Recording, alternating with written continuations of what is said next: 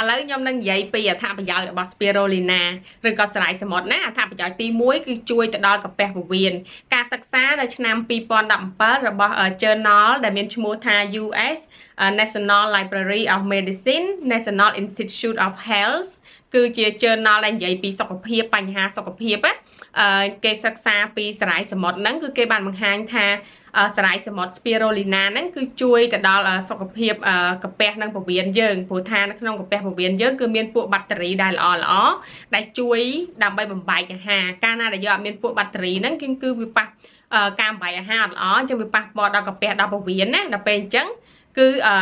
អ្វីដែល Spirulina នឹងវាធ្វើគឺវាទៅជួយឲ្យបាក់តេរីនឹងមានសុខភាពល្អហើយឲ្យវាអាយុវែងកុំឲ្យវាឆាប់ងាប់អញ្ចឹងអត្ថប្រយោជន៍ទី2របស់សារាយសមុទ្រហ្នឹងគឺវាជួយទៅដល់អ្នកទឹកនោមផ្អែមគឺមានន័យថាវាជួយទៅគ្រប់គ្រងជាតិស្ករនៅក្នុងឈាមប្រយោជន៍ទី2របស់ Spirulina ហ្នឹងគឺជួយទៅដល់អ្នកទឹកនោមផ្អែមហើយជួយកាត់បន្ថយជាតិស្ករនៅក្នុងឈាមអញ្ចឹងណា research មួយនៅក្នុងឆ្នាំ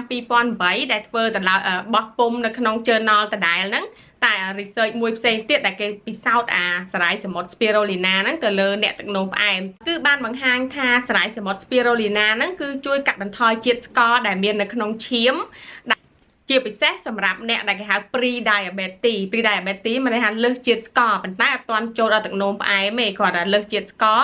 ហើយចិត្តចូលទឹកនោមផ្អែមអញ្ចឹងណាគេហៅ diabetes type 1 type 2អញ្ចឹងនៅពេលដែលយើងញ៉ាំSpirulina នឹងចូលទៅគឺធ្វើឲ្យជាតិស្ករដែលមាននៅក្នុងឈាមនឹងបានចុះទាបជាងមុនហើយមួយទៀតការសិក្សាមួយទៀតគឺធ្វើទៅលើសត្វកណ្ដោសនៅឆ្នាំ2017ហើយនៅក្នុង journal ដដែលហ្នឹងបាននិយាយថាគេកដោដែលមានគេយកកដោមកពិសោធន៍ហើយកដោដែលមាន diabetes type 1មិនដែលលើសជាតិស្ករខ្មែរយើងអត់ទាន់ឈានដល់ទឹកនោមផ្អែមទេហើយគេឲ្យកដោហ្នឹងគឺឲ្យវាស៊ីSpirulinaហ្នឹងចូលទៅហើយគេបានធ្វើការសិក្សាហ្នឹងលទ្ធផលគឺបានបង្ហាញថាជាតិស្ករនៅក្នុងឈាមរបស់សត្វកណ្ដោសហ្នឹងគឺបានធ្លាក់ចុះទៅធម្មតាវិញគឺវាជួយ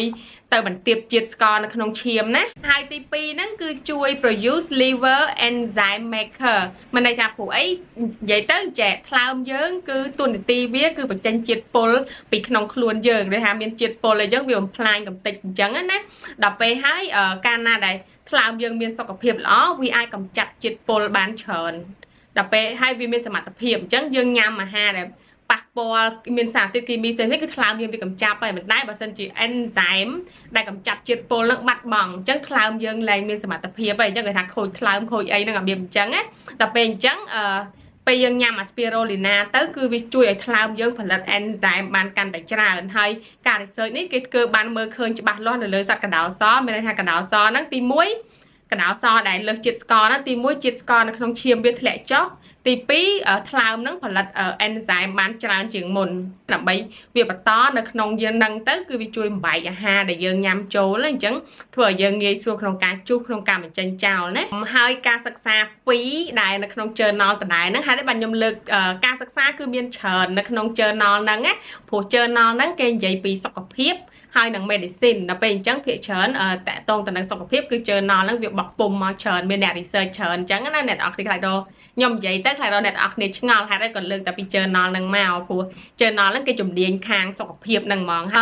ហើយអត្ថប្រយោជន៍ទី3ហ្នឹងគឺជួយកាត់បន្ថយ cholesterol ហ្នឹងគឺជាខ្លាញ់ដែលមាននៅក្នុងឈាមយើងដែលអាចធ្វើឲ្យយើងឡើងសម្ពាធឈាមអីអញ្ចឹងណាអត់ល្អកាលណា cholesterol ឡើងខ្ពស់គឺអត់ល្អចំពោះសុខភាពទេអ្នកនរគ្នាធ្លាប់ដឹងហើយSpirulina ហ្នឹងគឺជួយកាត់បន្ថយ cholesterol នៅក្នុងឈាមcholesterol គឺមានgood cholesterol ហើយ bad cholesterol អញ្ចឹងbad cholesterol ហ្នឹងគឺបាន decrease ហើយការសិក្សាមួយទៀតនៅឆ្នាំ2013ហ្នឹងបានបង្ហាញថាគឺគេធ្វើតេស្តទៅលើមនុស្សតែម្ដងគេឲ្យយើងញ៉ាំ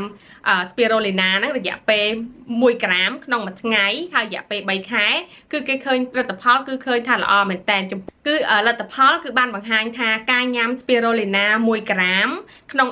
រយៈពេល3ខែគឺកាត់បន្ថយ cholesterol នៅក្នុងឈាមគឺបានច្រើន មែនតើមួយទៀតអត្ថប្រយោជន៍ទី4គឺគេនិយាយតាក់ទងទៅនឹងជួយសម្រួលទៅដល់ metabolism ឥឡូវខ្ញុំបញ្យល់ metabolism តិចណា metabolism ហ្នឹងអីគេ metabolism ហ្នឹងគឺការប្រព័ន្ធរំលាយអាហារឧទាហរណ៍ថាពេលយើងនៅក្មេងឧទាហរណ៍ក្មេង15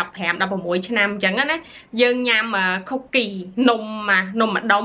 គឺយើងចំណាយពេល1ម៉ោងទៅ2ម៉ោងរំលាយនំនឹងចោលបានតែដល់ពេលយើងចាស់ទៅ metabolism យើងធ្លាក់ខ្សោយអញ្ចឹងយើងចំណាយពេល5ទៅ6ម៉ោងបានយើងអាចរំលាយបានអញ្ចឹងបានថាពេលនៅក្មេងយើងចង់សម្រក់គីឡូអីអញ្ចឹងហើយវាស្រក់ងាយព្រោះ metabolism យើងលឿនហើយយើងញ៉ាំអីអត់សូវធាត់ទេយើងញ៉ាំច្រើនក៏អត់ធាត់ដែរតែដល់ពេលយើងអាយុច្រើនយើងញ៉ាំដូចការយើងនៅក្មេងអញ្ចឹងប៉ុន្តែយើងងាយឡើងគីឡូយើងឡើងគីឡូហើយយើងឆាប់ឡើងគីឡូអញ្ចឹងណាអញ្ចឹងគឺមានន័យថាគឺតាក់ទងទៅនឹង metabolism ហ្នឹង metabolism តែយើងរៀងចំណាស់ទៅ metabolism យើងខ្សោយហើយការ research ហ្នឹងគឺបានបង្ហាញថាការញ៉ាំ spirulina ហ្នឹងគឺជួយឲ្យ metabolism យើងដំណើរការល្អនៅរឹងមាំអញ្ចឹងណាហើយការ research ហ្នឹងគឺធ្វើឡើងនៅឆ្នាំ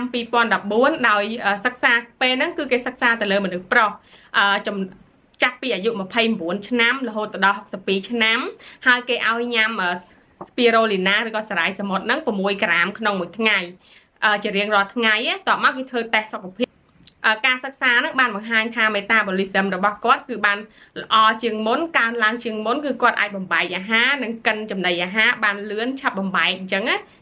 ហើយមិនត្រឹមតែជួយទៅដល់ metabolism ហ្នឹងទេលទ្ធផលនៃការធ្វើតេស្តហ្នឹងបានបង្ហាញថាពួកគាត់ដែលញ៉ាំ spirulina ហ្នឹងគឺមានសុខភាពល្អជាងមុនរឹងមាំជាងមុនហើយនឹងធ្វើឲ្យអាយុវែង